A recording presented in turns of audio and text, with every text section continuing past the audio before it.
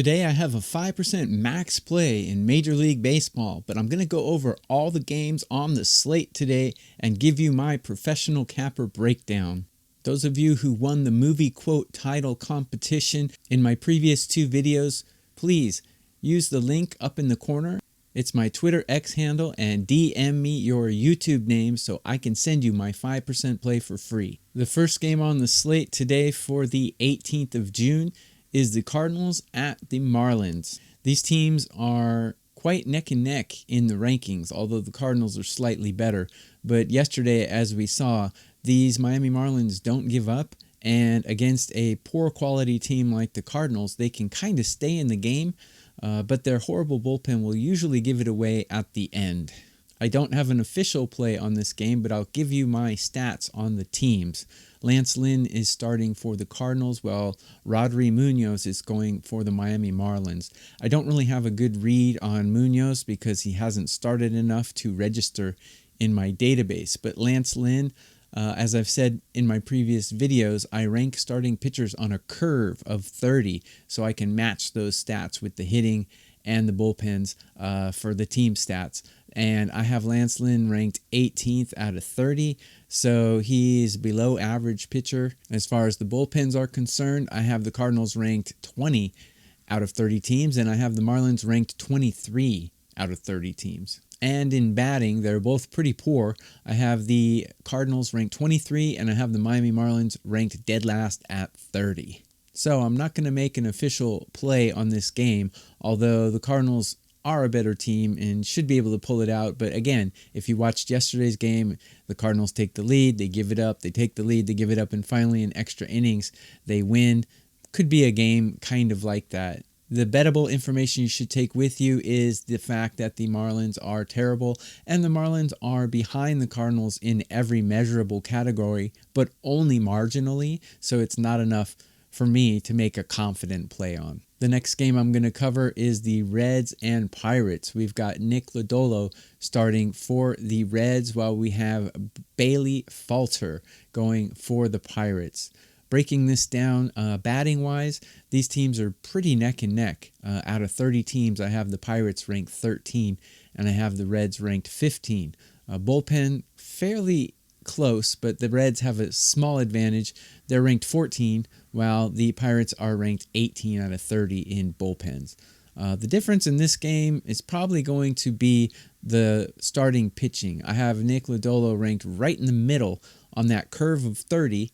Out of all the starting pitchers, I have him ranked 15, which is very mediocre, right in the middle, and I have Bailey Falter ranked 22. Nick Lodolo does strike out quite a few batters. You might want to look at his strikeout prop. I don't have an official play on this game. The next game I'm going to look at is the Padres versus the Phillies. I have a similar read on this as I did yesterday, and I was a little bit off on it. These teams in the rankings match pretty much head-to-head in the rankings, and I thought the Padres were going to be a kind of dangerous lineup for Philadelphia to handle, because Philadelphia's lineup is kind of tailing off, although they do still have the best record in Major League Baseball. Their batting is taking a big hit as they're in this quagmire, this slump that they're in. So yesterday I thought the Padres would give them a game, but they didn't. The Phillies kind of blew the doors off the barn in that one and crushed the Padres. But today I have a very similar read that I had yesterday. These teams are fairly neck and neck as far as the stats are concerned. In batting, I have the Phillies ranked 20 out of 30 teams, while I have the Padres ranked 16 out of 30 teams. So the Padres are batting a little bit better than the Phillies right now.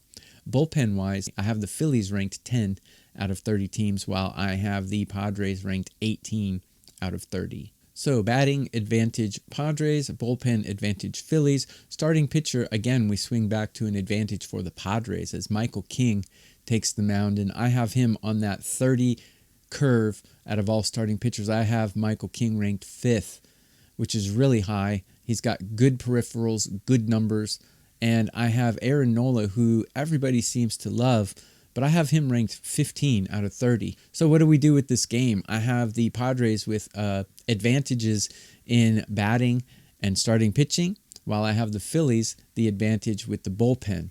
Looking at the starting pitchers and how they play against the other opposing batters, Aaron Nola has excellent numbers against the Padres, even though I have him ranked lower than Michael King. And if you look at Michael King's numbers against these Philly batters, Michael King's numbers are horrible. In 103 at-bats against these Padre batters, Aaron Nola has held them to a .663 OPS in his career, and that is a big sample size of 103 at-bats. King's sample size is a little smaller, 34 at-bats, but he's allowed a .353 batting average against and a 1,023 OPS, which is really bad. So I have the Padres with the better ranked starting pitcher, but he has bad stats against the batters. I have the Phillies with the worst starting pitcher with good stats against the other batters. And actually, Aaron Nola's whip is better than Michael King's. Now, so what do you do with this game? I don't know. It's pretty tough to call, but it should be a mirror of yesterday's game. So if anything, I would lean towards the Phillies in this one. Before I get on with more previews, go to this link below. I have a 5% max play in Major League Baseball. I am WagerTalk's #1 Major League Baseball profit capper in 2024, plus 100 units. I've doubled the client's bankroll. I'm also WagerTalk's #1 all sports profit capper in 2024, plus 130 units. I'm #1 3 of the last 4 years at WagerTalk in all sports profit, 2024, 2022, and 2021. Nobody else can say that. Get my 5% play and my 4% client play bundled together at this link below. The next game I'm going to look at is the feature game of the night. Everyone's probably looking forward to this. It's the Orioles versus the Yankees. Albert Suarez takes the mound for the Orioles, while Nestor Cortes takes the mound for the Yankees. The way these teams match up, batting-wise, they're pretty even. I have the Orioles ranked 9, and I have the Yankees ranked 8 out of 30 teams. Bullpen, Orioles have a big advantage. I have the Orioles bullpen ranked 3rd, while I have the Yankees bullpen ranked 26th. Now, these rankings are based on my algorithm of recent form and season totals. Starting pitching, I have the Orioles' Albert Suarez ranked a little bit above Nestor Cortes. But I've seen Albert Suarez pitch before. I really don't like his stuff. But this season, he's got a 106 whip, and he's pitching really well. But Nestor Cortes is pitching really well also. So the next thing to look at here is how do they face each other in face-to-face matchups. Albert Suarez, no sample size against these Yankee batters to grade, but Nestor Cortes does have a big sample size. He has a sample size of 139 at-bats against. He's held them to a .216 batting average and a .571 OPS, which is absolutely minuscule. Batting even, Orioles have an advantage with the bullpen. Starting pitching, especially with the head-to-head matchups, I really like Nestor Cortes' chances here. So I would lean to a Yankees first 5 money line in this one. Although it's not an official play, I think that would be a pretty safe bet. The next game I'm going to look at is the Blue Jays and the Red Sox. This is another AL East matchup that a lot of people are probably looking forward to. We got Tanner Houck going against Chris Bassett. Chris Bassett is pretty underrated. He's a really good pitcher, actually. And looking at these starting pitchers ranked on a 30 curve, I have Tanner Houck ranked 10th, and I have Chris Bassett ranked 11th. So they're pretty neck and neck as far as the starting pitching is concerned.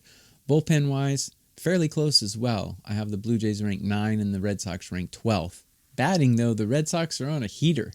I have them ranked 4 out of 30 teams, while I have the Toronto Blue Jays ranked 23. You would think I would make a lean towards the Red Sox based on that information, but actually I value the head-to-head stats for the starting pitchers against batters in their career.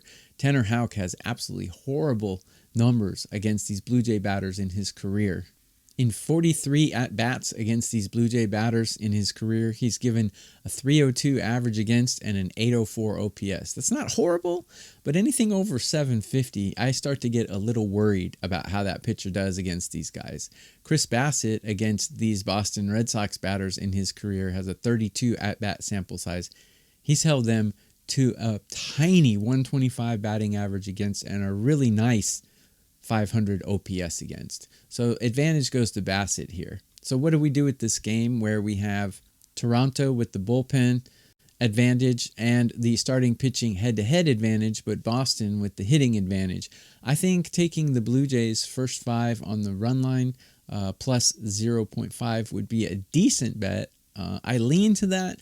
I'm not brave enough to put my money on it right now, but if I had to bet this game, I would bet Blue Jays first 5 plus 0.5 runs. Next game, let's take a look at the Tigers and the Braves. We've got Schwellenbach going for the Braves and Casey Mize going for the Tigers. I don't have a lot of information on Schwellenbach, but I do have both of these pitchers ranked very low. On a 30-pitcher curve, I have Casey Mize ranked 21, Schwellenbach ranked 22. So neither pitcher performing rather well in my data rankings. Bullpens, almost even. I have the Tigers a slight advantage at 14 and the Braves at 15. And batting, the Braves are known for their heavy hitting, but right now I have them ranked 15th. And I have the Detroit Tigers hitting 16, which is not too far behind the Braves. So what do we do with this game? Looking at the numbers, I think given the fact that these teams are fairly neck and neck, I think the Tigers on the money line is worth a small bet here. Maybe 1%. Tigers 150. That would be my lean in this game. Let's take a look at the Twins versus the Rays. We have Aaron Civale going against Pablo Lopez. I'll just say it right off the bat. I really like the Twins in this game. Pablo Lopez, I have him ranked 8 out of 30, and I have Aaron Civale ranked 17th. Advantage Twins. Bullpen, I have the Twins ranked 17, and I have the Tampa Bay Rays ranked 15. No real confidence in either one here. Batting, though, is huge discrepancy as I have the Rays batting 21st out of 30 teams, and the Twins are just ripping the cover off the ball. They're ranked number 1 in all of MLB in hitting. Digging even further, Pablo Lopez has great numbers against the Rays in his career.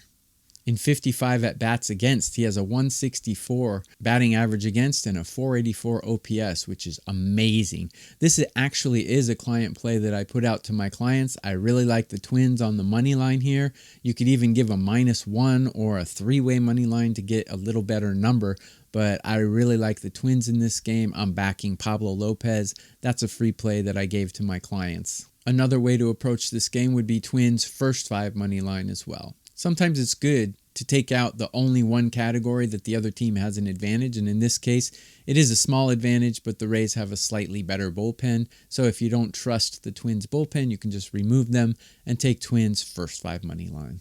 The next game up is the Mets and the Rangers, and this is a game where I did put out a client play on.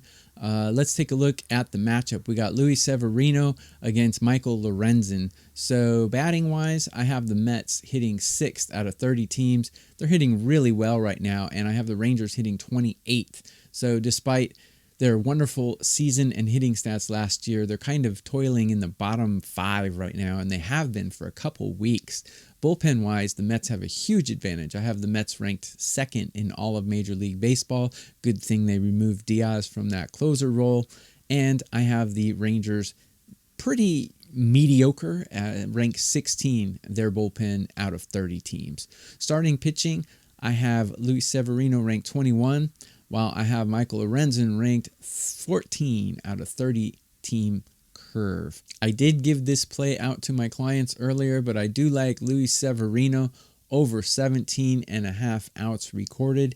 He generally goes very deep into games. The Mets allow him to throw over 100 pitches in many of his starts, and his stats against the Rangers are good enough for me to be confident that he's going to finish 6 innings in this game. So I did give this as a client play, Luis Severino over 17.5 outs recorded. It's pretty bad odds, but if you can get it for anything around -160, -170, I think it's a good play. Moving on to the Giants versus the Cubs. So I was way off on this one. I thought this would be an under yesterday. It went way over. So let's see what we got today. I do have a client play in this one. So let's take a look. Logan Webb goes against Justin Steele.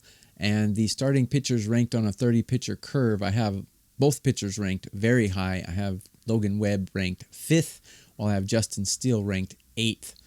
Bullpen-wise, the Giants have a big advantage here. They are ranked 9th, while I have the Cubs ranked 16th. And batting wise, I also have the Giants with a small advantage here. Not a small advantage, a huge advantage. I have the Giants ranked 8th in all of Major League Baseball in hitting, while I have the Cubs near the bottom of the pack in all of Major League Baseball, ranked 27th. Rather than a side here, though, I like the Logan Webb over 17.5 outs recorded in this one. It's a client play that I sent out just before making this video. Webb is an Iron Man. He goes very deep into games. He has good stats against the Cubs. So I think Logan Webb will get to 6 innings. Again, the odds are not great. If you can get this minus 170 or something in a decent odds, I would take Logan Webb over 17.5 outs recorded. That is also a client play. And let's take a look at the White Sox versus the Astros. This is the last game I'm going to preview. We've got Jonathan Cannon going against Framber Valdez. I want you to be very careful with this game. I know the White Sox are everyone's punching bag. Everyone thinks they stink, and they do stink. They are one of the worst teams in Major League Baseball history. However, if you compare these teams and cover up the logos and look at them objectively, you'll see that they're actually very evenly matched. First, let's take a look at batting. I have the White Sox ranked 15 and I have the Astros ranked 14. Almost neck and neck. Bullpen, I have the White Sox better than the Astros. The White Sox bullpen is ranked 14, while the Astros bullpen is ranked 19. And starting pitching, I have Jonathan Cannon ranked higher than Framber Valdez. I have Cannon ranked 12 on a 30-pitcher curve, and I have Valdez ranked 15. So I know the knee-jerk reaction would be, oh, take the Astros, they're better. Yeah, you might think that, but the Chicago White Sox actually on the whole rank higher than the Astros on my data, which is based on current form and season stats mixed into an algorithm. So be very careful with this game.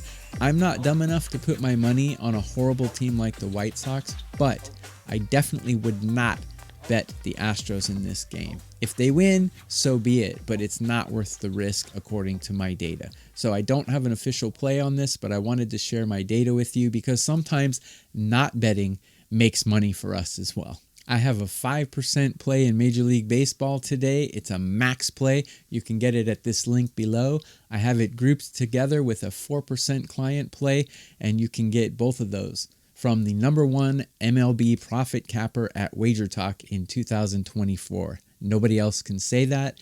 I'm #1 in all sports profit 3 of the last 4 years, including this year. I've doubled my client's bankroll. Nobody else can say that either. If you like what I'm giving you here, hit that like button before you close your browser. It will tell WagerTalk, hey, Tokyo Brandon is cool, I like him. Let them know that, and they'll let me give you more and more free content and free information. And for you contest winners from my previous 2 videos, hit me up on Twitter, X, DM me, and let me know your YouTube name, and I will send you today's 5% play. I appreciate you guys watching. That's all for today. I'll be back with more.